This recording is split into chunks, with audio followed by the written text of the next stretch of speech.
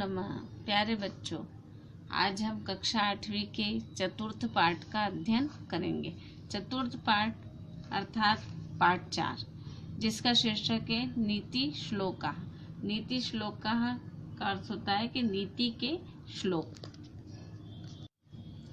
अब सबसे पहले हम पाठ का परिचय पढ़ेंगे। नीति श्लोकेषु नीतिः भवति। नीति के श्लोकों में नीति होती है।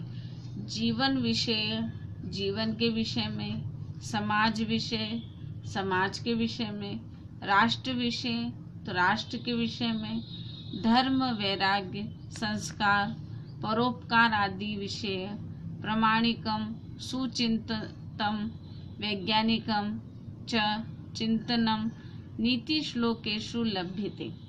धर्म, वैराग्य, संस्कार और परोपकार आदि के विषय में प्रामाणिक, अच्छा चिंतन और वैज्ञानिक चिंतन नीति के श्लोकों में पाया जाता है।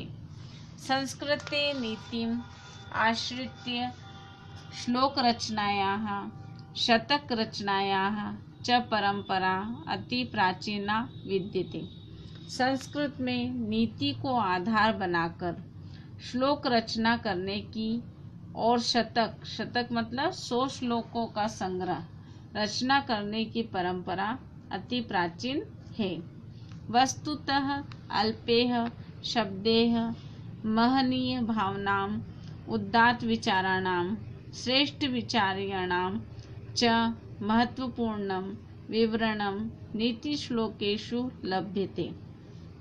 वस्तुतः थोड़े शब्दों के द्वारा प्रतिष्ठित भावों का, उदात्त विचारों का और श्रेष्ठ विषयों का महत्वपूर्ण विवरण नीति के श्लोकों में पाया जाता है। अब हम सबसे पहले श्लोक का उच्चारण एवं उसका अनुवाद समझेंगे।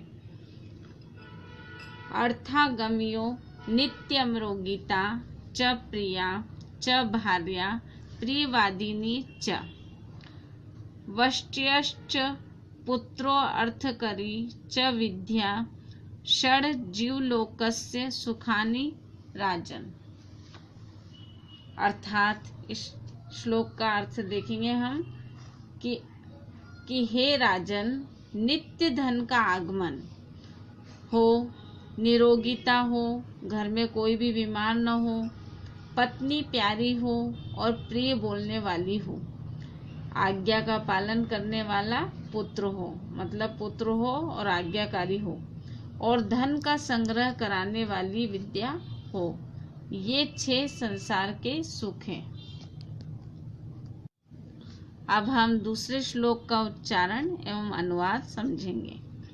अयुक्तम स्वामिनो युक्तम युक्तम नीचस्य दूषणम अमृतम रहावे मृत्युः विषम शंकर भूषणम।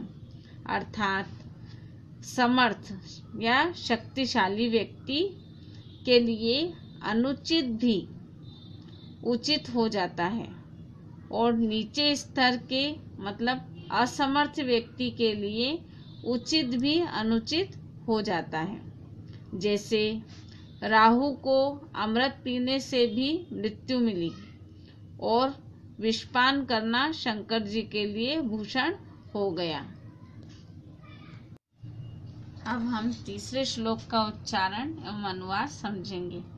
अमृतम चेयो मृत्युश्च द्वयम देहे प्रतिष्ठितम मृत्युमापद्यते मोहात् सत्यनापद्यते अमृतम। अर्थात अमरता और मृत्यु दोनों शरीर में स्थित है। मोह में फंसे रहने से मृत्यु प्राप्त होती है और सत्य को जानने से अमरता प्राप्त होती है। अब हम चौथे श्लोक का उच्चारण एवं अनुवाद समझेंगे। आपत्सु मित्रम जानीयात् युद्धे शूरम जने शुचिम भार्याम क्षीणेषु वित्तेषु व्यसनेषु च बांधवान। अर्थात मित्रों को आपत्ति में मतलब दुख में ही मित्र की पहचान होती है। मित्रों को आपत्ति में, शूरवीर को युद्ध में, और पवित्रता को धन में, और पत्नी को धन नष्ट हो जाने पर, और भाई बंधुओं को संकट में जानना और पहचानना चाहिए। अब हम 5वें श्लोक का उच्चारण एवं अनुवाद समझेंगे। आरोप्यते शीला शैले यत्नेन महता यथा, निपात्यते शणेनाथ तथात्मां गुणदोषयो। अर्थात जैसे पर्वत पर, शिला मतलब पत्थर, जैसे पर्वत पर पत्थर बहुत ही कठिनाई से चढ़ाई जाती है और उसे गिराने में क्षण भर भी नहीं लगता है, वैसे ही प्राणी के गुण और दोष ग्रहण करता है। वैसे ही अर्थात गुण कठिनता से और दोष सरलता से ग्रहण करता है। अब हम 6ठे श्लोक का उच्चारण एवं अनुवाद समझेंगे। उद्योगे नास्ति दारिद्र्यम जप्तो नास्ति पातकम, मौने च कलहो नास्ति नास्ति जागृते भयम। अर्थात परिश्रम करने से गरीबी नहीं रहती है, भगवान का नाम लेते रहने से पाप नहीं लगता, मौन मतलब चुप रहने से लड़ाई झगड़ा नहीं होता है, और जागते रहने से चोरी का भय नहीं होता है। अब हम 7वें श्लोक का उच्चारण एवं अनुवाद समझेंगे। किम छिद्रम को नु संगो मे किम वत्स्य विनिपातितम, कुतो मामाश्रयद दोषः इति नित्यम विचिंतियत। अर्थात मुझ में क्या बुराई है, क्या आसक्ति है, अथवा वह कौन सी वस्तु है जो पतनशील या नष्ट होने वाली नहीं है। मुझ में दोष या बुराई कहाँ से आते हैं, इनके विषयों में सदा सोचना चाहिए। अब हम 8वें श्लोक का उच्चारण एवं अनुवाद समझेंगे।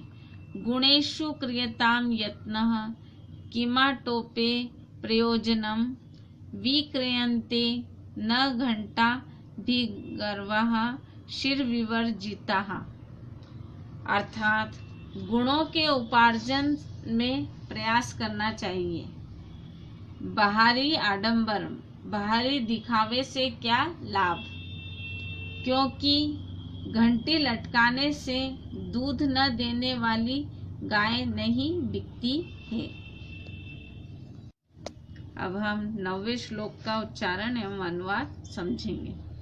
निर्धनस्य विषम भोगो निसत्वस्य विषम ऋणम, अनभ्यासे विषम शास्त्रम, अजीर्णे भोजनम विषम।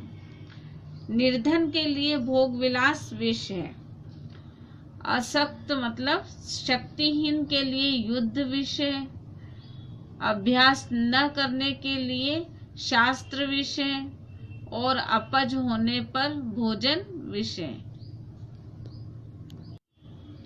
इस तरह से बच्चों आज हमने चतुर्थ पाठ के श्लोकों का उच्चारण एवं अनुवाद समझा। इस तरह से हमारा चतुर्थ पाठ पूर्ण होता है।